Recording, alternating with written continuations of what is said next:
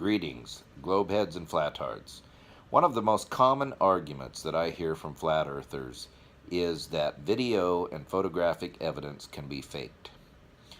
Flat earthers tend to completely dismiss any kind of evidence of videos or photography that debunks any of their claims. They will dismiss any and all video and photographic evidence that comes from NASA or anybody that they find to be trustworthy. Well, I have this to say about that. We can agree that it is possible to fake video and photographic evidence. So why are we all trading videos on YouTube of the sun doing this and of this doing that? You'll see a video of supposed proof that there's no curvature of the earth, followed by a video of supposed proof of the earth curving, followed by a video of a flat earther supposedly showing that the sun shrinks as it goes off into the distance, followed by a video from a globe earther showing you how if you filter that video or you use a filter to make a video of the sun, there's no change in the angular size of the sun. So why are we wasting so much time on video? We all know that it is impossible to trust anything. The flat earthers will tell us, well, you can't trust the government. Okay. If I can't trust NASA, explain to me why I should trust Mark Sargent, Eric Dubay, D. Marble, or any of these other folks making videos supposedly showing the other thing.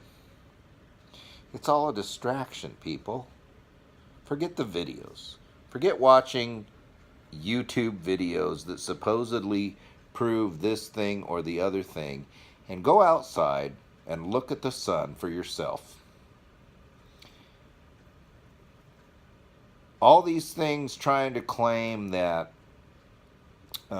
you can't see any curvature don't prove a thing, because you have two models. You have a globe model and you have a flat earth model, and both models predict that if you look out at the horizon, you won't be able to see curvature. Of course, the flat earth model claims it's because there's no curvature, and the globe model claims because the earth is so big, curvature is not perceptible with the human eye. So this proves nothing.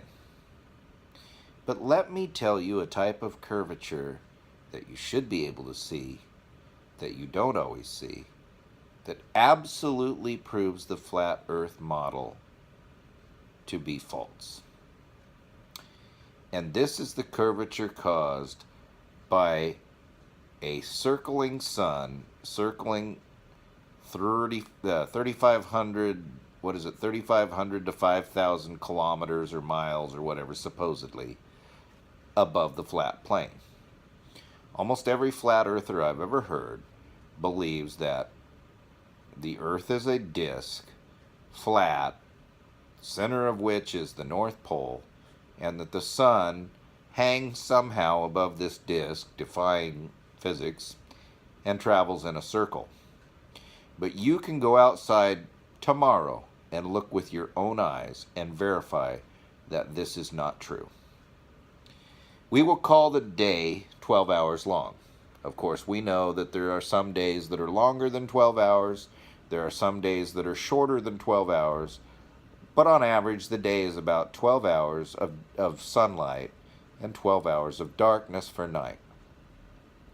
If you have a clear day, you can literally see the sun and track it across the sky all day.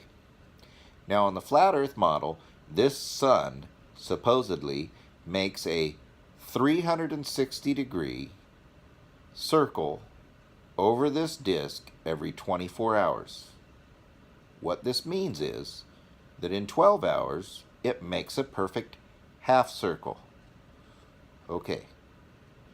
Tell me when and where you can see a half circle in the sky during the day. It's extremely rare. About the only place you can watch the sun travel in a half circle during the day is close to the North Pole. Of course, in the middle of summer, I'm sorry, close to the North or South Pole. In the middle of summer, the summer for either pole, the sun is going to travel in a complete circle. But when you're close to that, you might get a half circle.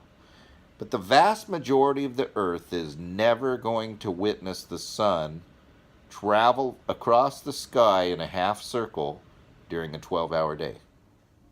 You will see some arc in the sun's travel, and this is very simply because the globe is tilted at an angle of 23.5 degrees, and this causes the sun to appear to arc across the sky most of the time and in most places, but almost never a half circle, people.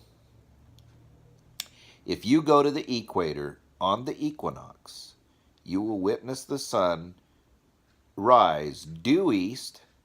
It will appear to track directly overhead in a perfectly straight line across the sky and then set due west. And the day will be almost exactly 12 hours long. It is absolutely impossible for the sun to travel in a perfectly straight line for 12 hours and form a circle in 24. Think about it. If you are going to deny that, you have to deny the actual shape of a circle. It's absolutely impossible for the sun to go in a circle over a flat disk in 24 hours based on what you can see with your own eyes tomorrow if you just go outside and watch the sun. And this, my friends, is absolute proof that we don't live on a flat earth. You don't need any other evidence. You don't need any videos. You don't need Mark Sargent. You don't need Eric Dubay. You don't even need the guys I really, really respect like Simon Dan and Greater Sapien. You don't need any of that. Just go outside, look at the sun, see it with your own eyes.